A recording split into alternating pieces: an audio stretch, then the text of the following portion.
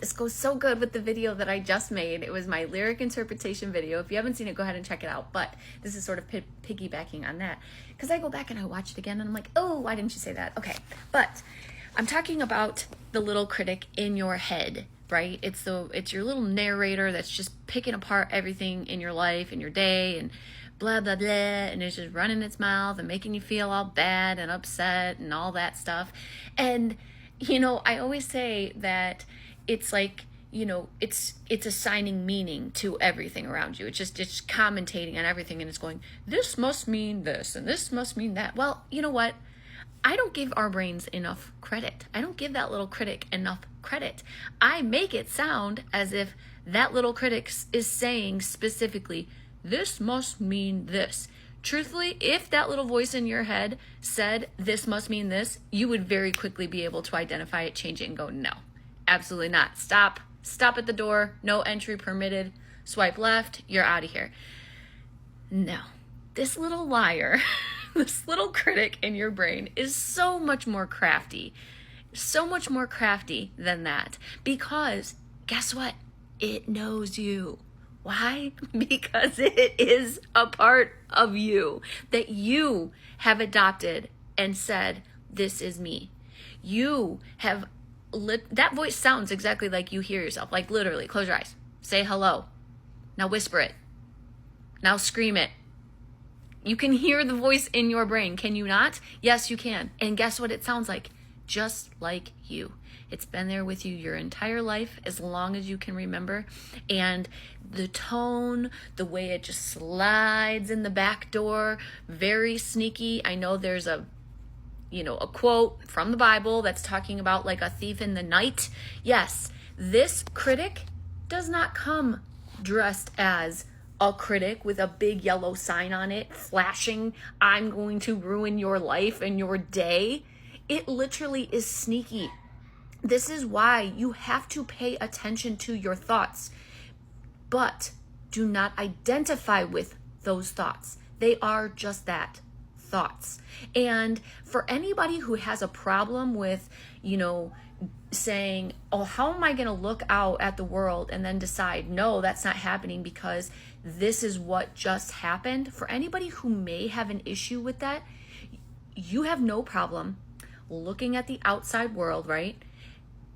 Commenting on maybe the facts. We'll talk about the 3D manifestation. If you were to break it down in a factual way, they said this, fact. They did this, fact. But you have no problem thinking the very worst of that situation. So why, even though it didn't happen, like let's say you got into an argument with somebody, what are the facts of the situation? They increased their voice tone to what would be perceived as yelling and said these 3 words. Okay, that's the fact of the situation. So what did you say that it meant? How did you internalize that? How did you interpret what they said? Did you allow it to go, oh, here we go again? Or why do they always have to be such a jerk? Or, oh my God, why are they arguing with me? Why are they trying to start a fight with me? Why do they have to make me feel bad? Why are they being so weird? Why are they being so difficult? Do you understand? So you're taking a fact and you're adding emotion, commentary, judgment, fears, beliefs, worries, doubts. You're doing all of that, right? And we don't even realize it. It's like it happens in a second. It just happens in a split second before we even realize what happened. It would be so nice if that little thought in your brain prepositioned every assumption that you make, because that's what you're doing, is making assumptions about every single thing actually. And there's a whole fun world and a spiritual law called the law of assumption. And you're making an assumption about the situation. It would be wonderful if that assumption started by saying, this must mean, because then you would go, oh no. But instead, it's so much more sneaky.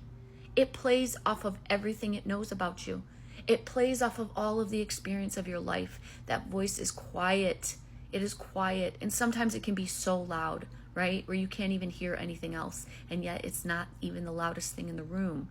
So guard your thoughts, guard your mind as if you are fighting for your life, because you are. You are fighting for the very life that you want. And when something is going on outside of you, if you have no problem making an assumption for the worst case scenario, you can change that. You can assume the best. You can say, this is working for me. This is setting me up for my success. This is literally playing out in my favor. This means this is the old story playing out, and now my life is changing forever, evermore.